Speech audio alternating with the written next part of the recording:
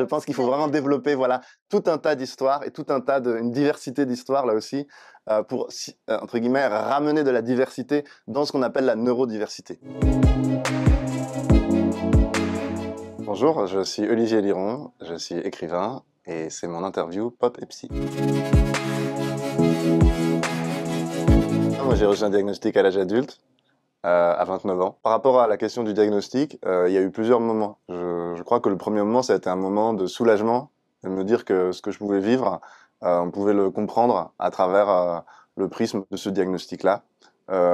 Et ensuite un deuxième moment, je dirais, qui était un moment un peu plus de rejet et presque de culpabilité en me disant mais est-ce que finalement je suis légitime, est-ce que je peux parler en tant que personne autiste, et ces questions-là effectivement m'ont beaucoup traversé.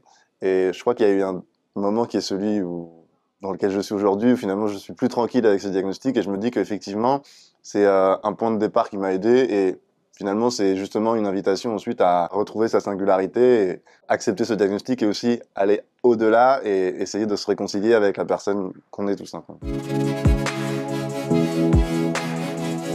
Par mon expérience, j'ai eu le sentiment que souvent les gens associaient le fait d'avoir un trouble autistique à quelque chose de l'ordre d'un super fonctionnement intellectuel et de quelqu'un qui était super performant.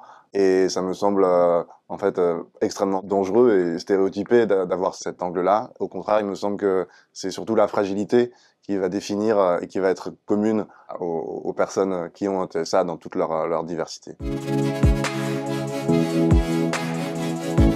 Oui, complètement. Je pense que les exploits de quelques-uns sont instrumentalisés pour continuer à invisibiliser la souffrance bien réelle de la grande majorité des personnes qui souffrent de ces troubles-là.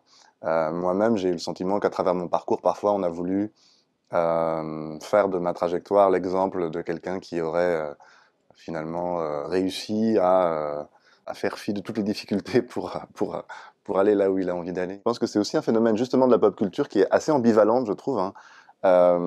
C'est-à-dire qu'on voit des fictions toujours sur des gens extraordinaires en réalité. Je ne sais pas s'il y a une volonté de cacher les autres. En tout cas, c'est la façon dont fonctionnent souvent ces fictions, c'est qu'on crée des choses sur des gens extraordinaires, des films, des livres sur des personnes extraordinaires. Et moi, justement, je m'intéresse dans mes livres, soit à travers des récits autobiographiques, soit à travers des romans, des histoires que j'invente. J'écris aussi de la poésie, mais j'essaie de partir de l'ordinaire, de ce qu'on a tous en commun. Je trouve que la vie ordinaire est beaucoup plus intéressante que ce qui est extraordinaire, y compris pour écrire des livres. Je pense qu'il faut vraiment développer, voilà, tout un tas d'histoires et tout un tas une diversité d'histoires là aussi, pour entre guillemets ramener de la diversité dans ce qu'on appelle la neurodiversité.